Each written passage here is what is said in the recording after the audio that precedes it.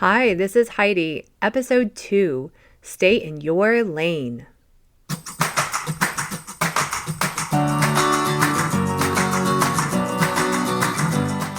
This podcast is for people who want to create more confidence and show up as their best self every day. I've got you.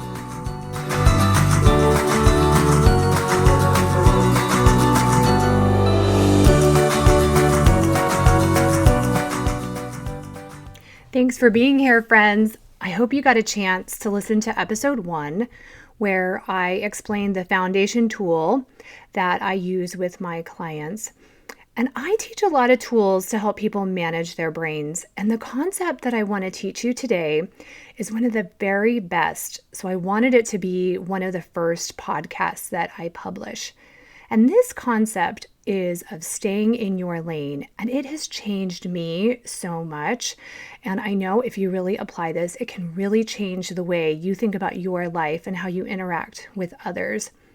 And this concept was formed from a lot of different points of inspiration. One of the sources was Byron Katie. She is a speaker and self-development expert. She calls this the 3 businesses: my business, other people's business, and God's business. And we've all heard that common phrase, to stay out of other people's business. But I teach this as staying in your lane, because we all have experience driving on highways, and we know the difference between driving carefully in lanes and the chaos and crashes that result if people don't stay in their lanes and obey the rules. On the highway, the results are life and death protection. And the same thing happens in our lives with the lanes, but it's a different type of chaos and lack of control that happens if we are not staying in our lane. So I want to go through the 3 different lanes of our lives. The first lane is our lane. And this is the only lane we have control over. It is the lane of our life. And the first responsibility in our lane is to like ourselves. This is what we think of ourselves. This is what resides in our brain. It's all of our thoughts, what we think about ourselves. And it's not anyone else's job to have our back, to like us. Other people may or may not like us, and it really doesn't matter, because it's our job to manage our thoughts about ourselves and to build our self-confidence. Now, this isn't about being egotistical. This is knowing our value and not going around trying desperately to get other people to like us. We really just don't want to worry about what other people think of us. We want to always be nice and kind, but not be trying to control other people. And in this era of social media, it's common to post a picture and then watch how many people like it, clicking the like button. But the weight of those likes is really of no significance if you don't like yourself. Checking these likes is a complete waste of energy. And I teach this to teenagers when I'm doing seminars or presentations to them, to never check the amount of likes of anything that they post. Because a much more likable and confident person just really doesn't care about that. So we don't want to put things out there because we want to get people to like us. We want to post for other reasons. I like to post things, but we only post things in line with our integrity, and it's not to then build our own self-esteem. Because the whole concept of liking ourselves is internally driven. It's all happening in our brain. And it's common for our brains to engage in negative self-talk, but this is so toxic because no one has ever been shamed into changing or improving. So, guys, we cannot shame ourselves. We need to think and talk positively to ourselves in our heads. Now, the next responsibility in our lane is to manage our emotions. Nobody makes us feel a certain way. And if that doesn't make sense to you, I want you to go back and listen to episode number 1. We choose our emotions based on the thoughts we choose. we are the ones that have to be okay with the choices that we're making and give a lot less weight to the opinions that other people have about our lives. Nobody really has to agree about what we're doing in our lives, because really we're the only ones that see the potholes in our lane. We're the ones that see why we're making decisions about what we're going to do and not do, because we are the only ones that have this vantage point on the highway. Now, another responsibility we have in our lane is for our actions. We cannot blame other people for how we act. Our actions are driven by our thoughts and feelings. We want to wake up every day and act as the best person in each relationship in that day. We don't want to walk around trying to control other people in their lanes. We are so much happier when we can just allow other people to be in control of their actions, which is in their lane, which we're going to talk about in a little bit. And now this leads up to the fact that we are also responsible for how we react. In families, when kids are younger, we hear them say so often, well, my brother hit me, so I had to hit him back. And when they're younger, kids are learning how to control their reactions. Just yesterday, I saw the best example of this. My son's high school soccer team was playing another team with players who the entire game were using very offensive language loudly on the field. They were playing extremely unsportsmanlike, and the refs, they weren't carding the kids. They should have been red carded. It was a real embarrassment to the other team. And my son told me that the coach told them on the sidelines, this is not how we play. I expect you to be in control. And one player even told the coach, all right, don't put me back in because I'm not sure I can control how I'll react around those other kids.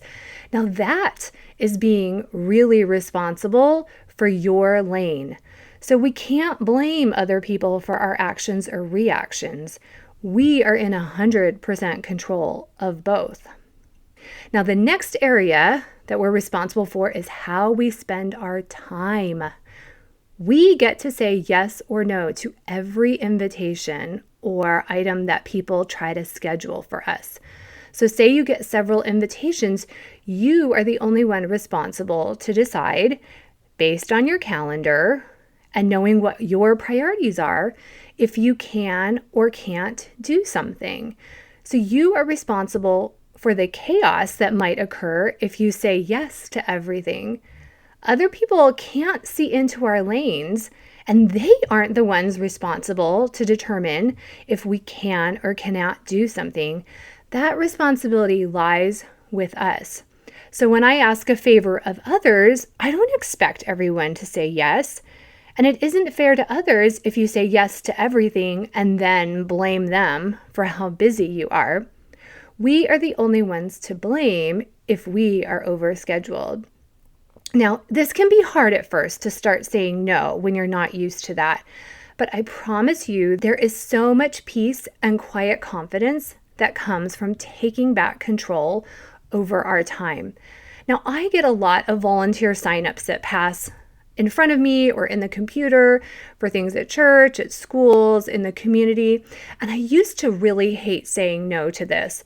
But as our family got busier and I saw the strain that it put on me and my family, I got a lot better at saying no. So now when I really need to say no and I feel the guilt slipping into my head, I tell myself, I always say yes when I can, and it works for my family, but now I need to say no. And that has really allowed me to be a lot more calm and in control. I didn't learn this until in my late 20s, and I am just so grateful because I saw then that when we feel guilty about doing something, we act with such a visibly ungrateful spirit, and it's not appealing. And I totally understand how hard this idea is in a world where we have so many good options of activities and way to spend our times, and everyone finds themselves at times agreeing to too much. The key is to identify what is the right amount for you and your family, and to practice being very protective and responsible with what you say yes to. Now, the next thing we're responsible for in our lane is to find the good in other people, to look for the positive. It's so much easier when we're thinking positive thoughts about ourselves as well. This is why this ties in to when we like ourselves, we can find so much more to like in other people. I can always tell when I'm swimming in insecurity and shame because those are the times when I can only see the negative in other people. Now, in our lane, we also have to identify what our strengths are. It's our responsibility to build our talents and to let our light shine. And we need to not be afraid to let our light shine and to let our strengths really sparkle because of other people's insecurities. And this is something I've really had to work on. But guys, we are not responsible for other people's security or insecurity. That belongs in their lane. We all have wonderful gifts, and it's our responsibility to identify them, to grow them, nurture them, and then to share them. Now, another thing in our lane is that we have to have our back when we make mistakes or we fail or see we're in a big season of learning. When we have a lot of failure, we have to remind ourselves, hey, this isn't about me. I know I can try better tomorrow. So we have to have a lot of compassion for ourselves. And also tell ourselves, if we look back at our past and we start to judge ourselves and feel bad, we have to say, hey, in the past, I did my best with the tools I had in my lane then. And today, I'm going to do my very best with the tools I have in my lane today. And when we see and can be more vulnerable in our lane, we can create deeper connections to other people when we're willing to show them our weaknesses. And we know that our weaknesses mean nothing about us as a person. They just mean we're growing and learning. So those are all the responsibilities of our lane. Now, lane number 2 is other people's lane. They have all the responsibilities that I just listed and explained for our lane, but it's now in their lane and it's their responsibility. So other people are responsible for their thoughts. They're responsible if they like themselves, for their actions, for their emotions, for managing their time, identifying their strengths, and they're responsible for how bright they shine. Now, you'll notice I didn't say in our lane that we now have to manage this for other people. We all think we're the experts of how other people should run their lives, but we aren't. So unlike a highway, when we can generally see the conditions of each lane, we can't see the majority of another person's life or their lane, their challenges, their past experiences. And often it's easier to criticize others than to deal with the discomfort of facing the realities and the potholes and all the struggles in our lane. And it's easier to criticize others than to focus on improving our lives. Now, when we see the problems or even a crisis in another person's lane, we don't necessarily have to feel the pain that they're feeling. We can choose to feel empathy or emotions when we have thoughts about what is going on in their lane. But their pain doesn't have to automatically be our pain. It becomes our pain when we have thoughts about their situation. And empathy is really good. That's what connects us as humans. It's us saying to another person, I had something similar happen. I'm so sorry. I understand. And we do want to be someone who's aware of other people in their lanes, and we can reach out and help. But there does come a point where people are responsible to make the best choices that they can. We need to allow other people to have their emotions and know that we don't need to jump onto the emotional roller coaster even if somebody else invites us to, or even if we start to feel that instinctually we're starting to mirror their emotions. We've all had situations when someone has some big, dramatic, awful story they want to tell and retell, hoping other people will mirror their anger and they want it just to feel justified. But we have a choice if we want to jump on the emotional roller coaster with them. We can't blame them for the emotions we might have. It's like being in a car in a lane saying, hey, I've got an awful bumpy and disturbing ride here. Hey, you want to join my lane? I need company here so I feel better. We have to remind ourselves that people sometimes choose how they want to live, and we don't necessarily have to choose to have that same bumpy ride. Now, when I teach this concept that we have to like ourselves and that we don't necessarily have to choose to like other people, or that other people don't have to choose to even like us, that other people, it's their responsibility to like themselves, I hear people say to me, well, so what, I shouldn't like other people? And I'm not saying that. We do have the responsibility to find the good in people and to give compliments and to build other people up. But there comes a point where we have to remember, but it's their responsibility to believe these compliments in their brains. We all know people who just can never get enough praise, or they totally rely on other people to build them up, and it is exhausting. Let the other person be responsible for what they do with the praise or the compliments that are given to them. Now, the opposite is true too. When someone gives us criticism or, quote, friendly feedback, I like to just say, you're right. And they're not expecting me to agree with them. But in my mind, I'm saying, I'm okay with you being different. Your lane doesn't require me to agree with you. And one area we love to pass judgment on is how people spend money. But it's none of our business how other people spend their money. And lots of us think that we are the popular advice column in the newspaper, and everyone wants to know what we think and have our opinion. But be careful in giving advice or trying to solve problems. Most people are totally capable of solving their own problems. I love to ask people what's going on in their lives and how their loved ones are, but I do it from a place of interest, not a place of wanting to get into their business and pass judgment on them or even help them with their problems. I want to be aware and I want to be caring, but I also want to let other people be responsible for their lanes and know that I'm not going to be judging them. I love the few friends I have that I can call when I'm just exasperated and I need to really vent.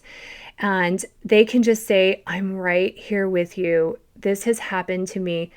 And I might ask them for advice as we're going in the conversation, but the real connection comes when I feel their empathy and compassion. And I just know they're on this highway of life with me. Now, one of the biggest areas of swerving all over the highway is in parenting. And it's even common to maybe criticize our parents for what they did when they were raising us or did not do, but we just don't know what was going on in their lives or their lanes at that time. Now, in today's age, everybody has an opinion on parenting. What age should you give a child a cell phone? Or criticizing how many activities or how little activities another child is in, or what a parent allows another child to wear, and so on. And as a parent of teens, I can assure you that we don't know what we're doing a lot of the time. But everybody else's judgment and criticism helps absolutely no one. So we have to be very careful. We have no idea what has gone into another parent's decision or what promptings they're getting.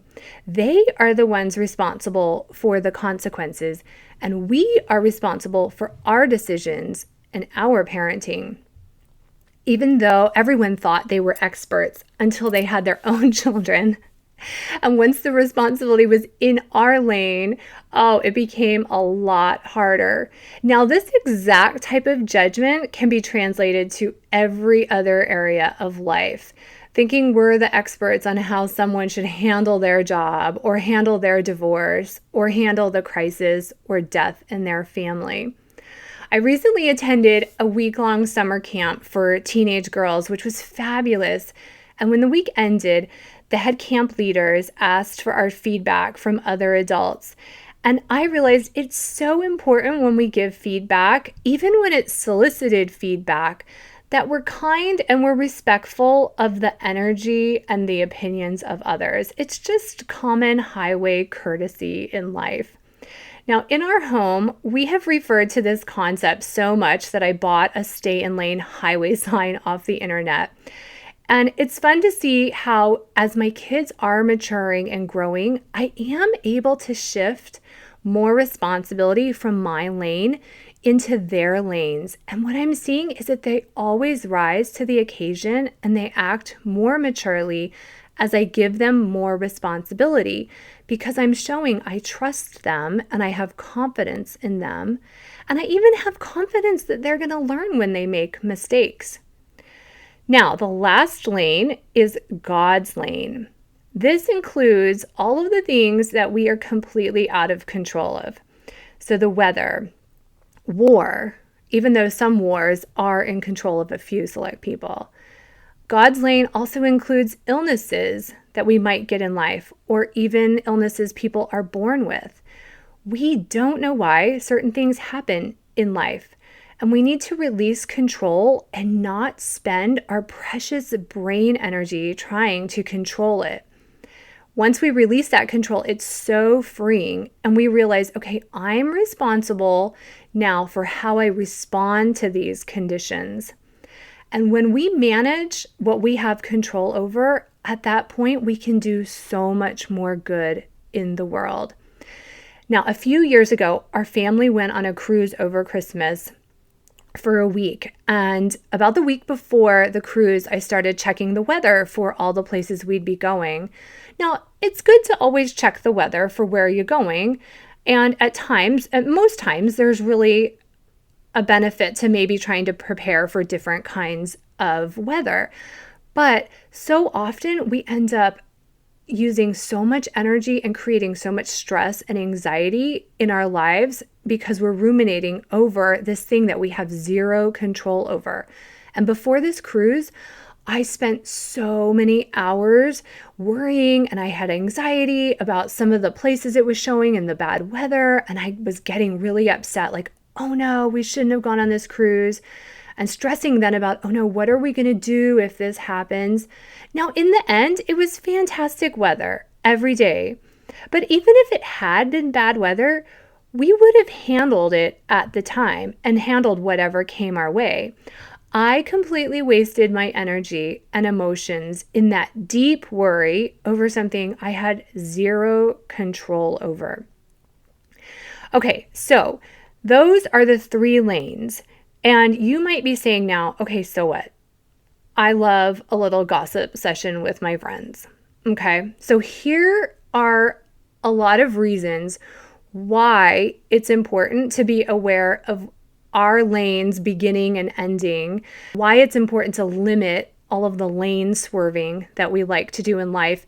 Now, the risk of all the lane swerving in life isn't the physical danger of being on the highway, so it might not seem as threatening. But let me go through these reasons. So, first of all, the most powerful tool we have in our lives to solve our problems, to create our dreams, is our brain. So how do we want to spend this energy? Any energy spent in someone else's lane is completely useless to us.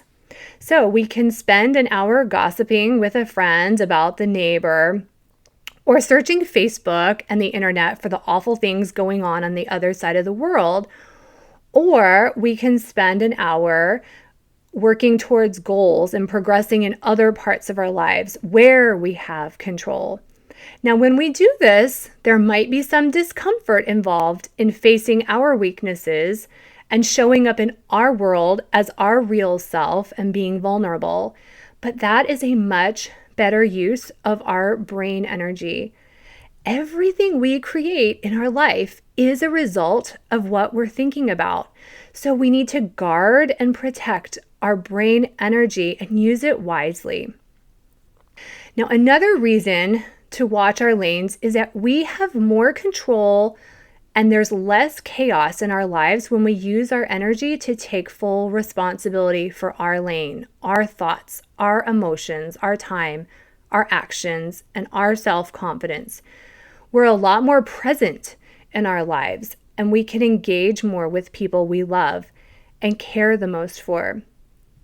Another reason is all the swerving into other people's lanes generally means other people are not going to see us as trustworthy people, and we act anxious and controlling and disingenuous when we're trying to control other people and manage their problems and giving them tons of advice.